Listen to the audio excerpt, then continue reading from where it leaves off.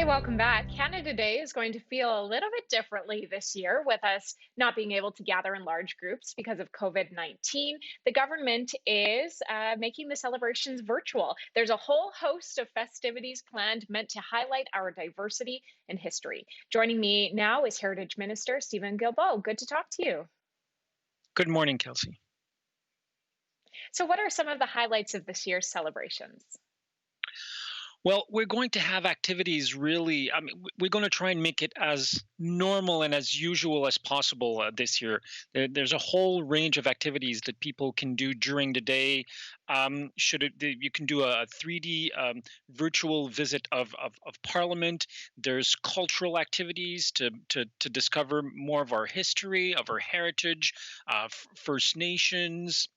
um, we're inviting people to get active and get out there, and so we will have a whole bunch of personalities proposing physical activities for during the day, and obviously, I mean, the evening celebration, which is always very popular. We will have them again this year, but obviously in a different form. I love this idea because this means people right across Canada can get involved, like you said, getting to see inside some of the buildings that we see in Ottawa. But you could do that if you were in Vancouver. I love this idea. I also know that you're also doing a virtual celebration kit. So I have two questions for you. The first one, what's in it? And the second, how can I get one?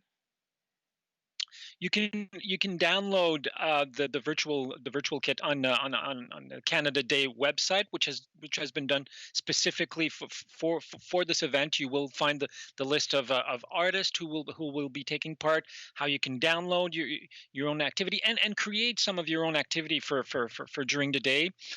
We will obviously music and entertainment during the evening from Vancouver to Halifax. During the day, we will be going through different cities across the country: Moncton, Sudbury, Calgary, Yellowknife.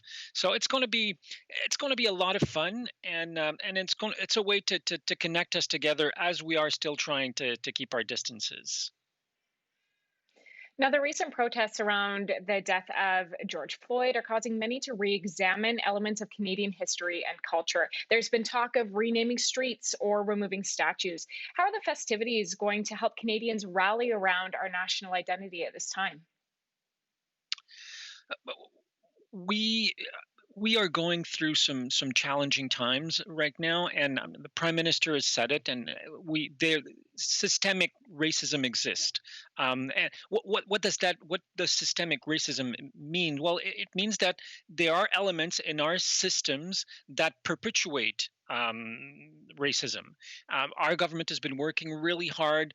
We've increased the number of people from diverse groups by 50% on federal boards, including more and more Indigenous representation. But we understand that there's still a lot more that needs to be done, and it needs to be a national conversation. Like, it's not just up to the federal government to decide what should or shouldn't be done. It has to be part of a conversation, everybody together. Stephen Gilbo, thank you. We will continue that conversation here on your morning. And you can find out how to tune into virtual Canada Day celebrations on our social media pages. Thanks for watching. If you like this, be sure to subscribe here. And you can check out more Your Morning videos right here.